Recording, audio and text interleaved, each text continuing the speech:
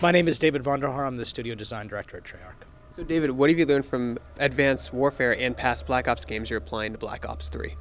So there's lots of things to learn from all sorts of Call of Duty games, including Advanced Warfare and even other games sort of way outside the specifics of being a first-person shooter at all. For me personally, I learned a lot about how to think about combat and how to tighten the combat loop in nice ways and make sure I really have the team focused on being sure we drive really strong head-to-head engagements, making sure that we really provide players with that competitive experience that they're looking for. So speaking of the competitive experience, how have you worked with eSport and professional gamers in developing your multiplayer aspect for the game? Yeah, so I know a lot of both pro players and pro teams, and we have some pretty good relationships with them, and we've certainly had some conversations with both pro players and pro teams for all sorts of reasons. But for us, the esports agenda started well before we really brought the esports agenda to them to kind of explain to them what we were thinking about. And for us, it was really about accessibility, which is where Arena comes in. That's a very simple to understand ranking system for players where you go up in rank when you win, and you don't go up in rank if you lose. And that's something that everybody can kind of grok and get their mind around. I also know that pro players, and then when you play at the professional level, they really care about sort of an even playing field. They care a lot about balance. They care a lot about dialing out the randomness or unfair advantages. And that's why we introduced the protects and bans system in this game. And that's the system that allows players to vote before the match starts on what piece of equipment, what specialist, what weapon, what attachment, anything in the game can be protected so that it can't be voted to be banned. So you get one of those two. You could use your vote for either a protect or a ban. This kind of detail you usually see in a lot of MOBA professional play, but now we're seeing it for first-person shooters in the first time for people at home to do this. Yeah, so this is a feature that's built into custom games. You can turn it on, and in fact, when you play Arena at the Pro Series level, at the sort of the highest end of those Champions League style playlist, then everyone will have a chance to participate in that. And it's obviously a little bit different than a MOBA, because a MOBA you get to ban an entire character, and here you're talking about something very specific, and so it's a little bit different in that regard.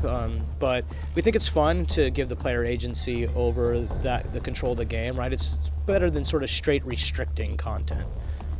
So there's a lot of perks in the game people request, but one that we've never seen made a comeback since the first Modern Warfare was Juggernaut. Why is that? Yeah, so listen, Stopping Power, Juggernaut, those are both very polarizing perks. Anything you do with health and damage makes the game harder to balance. So at least on my watch, Juggernaut and Stopping Power will never be seen again. So can you talk about some of how the pros give you feedback to your game? Is it as simple as, this weapon is too powerful, or I'm going too fast? Yeah, there's a couple of things that you think about. So listen, let's be really honest about this. The pro players can play at a level with the gun that sort of removes it well beyond how normal people would use that weapon, and the proficiency with it is at a whole new level. So you have to really balance the pro player feedback with the reality of the game tuning and the data that you have against sort of everybody else. And the game isn't balanced for pro players. The game is balanced for the world and the population. And what you use are all three of those things, as well as people from social media and Reddit and our forums and all the places that we interact with fans to sort of collect input on these things. So what I jokingly call the early warning detection system. It gives me like an indication that something might be wrong, and then I can use that sort of feedback loop to go evaluate, is it actually wrong? Is it not quite right? And we need to do something about it. What are some of the challenges when making futuristic weapons and abilities, but still keeping the gameplay grounded to make it feel like reality? So, listen, I don't think it's that hard. Like, plausible reality is a mantra, something that we hold up very strongly. Everyone in the building has been practicing this over the course of the Black Ops series, sort of trying to understand very concisely, how do you project into the future? And this is a game where you're not going to see a lot of energy weapons, right? You're not dealing with things that people can't relate to very easily, and even things that are on the cuff of that are drawn and influenced by things that exist today. And that was true in Black Ops as well, and Black Ops 2. So for us, it's a pretty natural extension that comes with practice and experience. You guys have really gone all out with your customization options in multiplayer this time around. Can you go into a little bit of detail about that? I know it's deep. Yeah. So I think you're talking about the specialist stuff in particular, but there's obviously, we love customization. We think it's a lot of fun. We think it's part of the reward loop. right? It's part of the fun of grinding the game for people. You have to have rewards along the way. So, people are familiar with the camos on weapons, and specialists as characters, we treated them and thought of them much like we would a weapon, which is as you rank up the specialist, you're earning particular unlocks for that specialist. Those unlocks fall into one or two categories. It's either cosmetics like body and head, big, chunky, meaty pieces that people will be able to visualize and go, oh man, he must be very high level with that specialist, as well as backstory and character detail. So both those things are part of the specialist unlocks. What was it like? Because you saw verticality introduced in Advanced Warfare, but now for Black Ops is the first time. What was it like going into that and adding another layer of gameplay onto your game? Yeah, well, it was very challenging. So to be really honest with you, we spent a lot of time in the very earliest days of development trying to make sure that we understood what we were doing here. We knew what we were after. We had some design goals that we chased, and it took a long time to get right, and we worked very hard on it. In the end, it was quite simple. If we keep the game focused on the things that we know, right, our 3-lane combat, our ability to check down lanes, our ability to predict where players will be, and for players to be able to predict where players will be, and so that you end up with good head-on line battles and gunfights, then everything else kind of came together after that.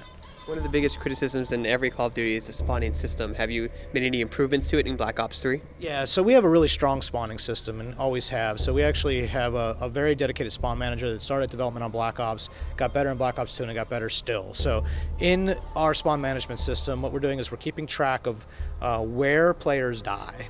And then we use a series of spawn points. Each are weighted. Each of those weights says this is a good spawn point, this is a bad spawn point. And lots of things modify the weight of a spawn point. How close friendlies are would be a good weight.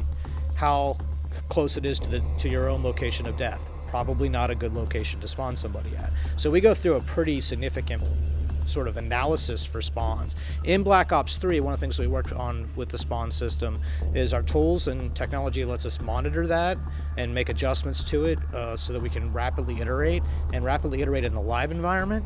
We also did some work so that we can detect what we call spawn trapping. This is not a foreign concept to Call of Duty players. This is the idea in something like domination where you pin somebody so deep into their base they can never get out, right? So while it's very much a part of the game mode, it can also be very frustrating for the other team. So we want things to be fair, so there's a point where we say, okay, this trap is too strong, and then we actually activate and open up spawns that don't really exist in that game mode normally, but exist in that instance for that moment to help break trapping that's too severe. In a game with so many grenades, weapon variations, perks, cards, how do you go about even starting to balance everything together to make sure there's not a custom class that's completely broken? Yeah, so score per minute and KD ratios are some of the two strongest indicators that we have about which combinations are sort of in their power band or not inside their power band, and we're sort of always benchmarking those lines against each other. And we're doing that by slicing the data a different way. Earlier we talked about the difference between how pro players, like the pro players might see this thing in a certain way and it might be overpowered for them, and then everybody else, it's like the least used class on the planet and no one cares and it's underpowered. So it's a very careful thing that's done with the combination of analytics, which is something that we've always had but have gotten better on Black Ops 2, and on Black Ops 3 our visualization of those analytics is the best that it's ever been. The dashboards and our ability to slice and dice data, I mean, it would make some of the biggest data scientists in the world, like, they would nerd out the way we nerd out on it. A lot of the esports players we interview, we ask them what their favorite Call of Duty is, and they always go to Black Ops and Black Ops 2. Why do you think that is? Oh man, that's, what a great compliment. Why do I think that is? It's part of us. We actually care a lot about it. It's a pretty long story. The short version goes, we went to an event, we watched the energy at that event, we spoke to the players at that event, and they motivated us to be a part of that. They created that scene. We came later.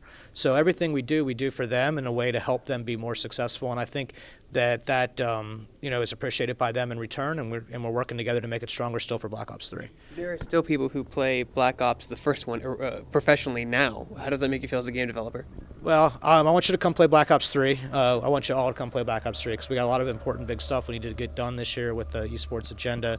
It's a massive agenda. You're going to hear a lot about it. You've heard a lot about it so far, and there's more to come on that. So it feels great. I know it's very challenging, right? Call of Duty game, you got a game every year, you got a different developer, and it's a lot of challenges for an esports agenda to deal with all that. So all we can do as Treyarch in the Black Ops series is put forth what we think is the best way to move the entire thing forward, and we've got that with Arena, we have that with the improvements to Codcaster, we have that with all the things we've done to custom games, and we're going to keep at that. Have you guys been working with MLG and the esports community trying to figure out how your seasons will work? Yeah, so a little later on, I think in the Paris Games Week, they're going to be more specific about how the seasons will work. So there's two types of things. There's the pro level series, the amateur level series, and the actual game, season. So inside game and arena, the seasons will be monthly. With no preseason, they'll just roll, sort of month to month.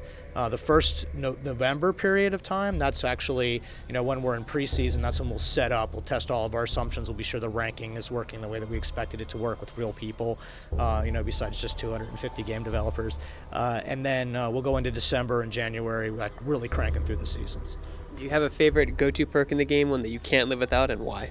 Wow. So we try really hard. So I joke about this. I was like, well, if you have to have it, it's no longer a perk, right? So you don't want a perk is a parking space and free coffee. That's a perk, right? You don't want something to be so good that it's always good in every condition or situation. I'm pretty, big on headphones. I collect them and I love them, and I have my Astros. So I'm a dead silence and awareness guy, and it's hard for me to play without those two. What are you most excited about for people to experience with Black Ops 3 multiplayer? Yeah, so with multiplayer, man, there's a lot to experience. Obviously we're big fans of all the core movement and what we've done to the combat loop and how fast and fluid the game feels. We're super big fans of the specialists. This is something that Dan Bunting, he's the game director for multiplayer, and I have worked on a very long time.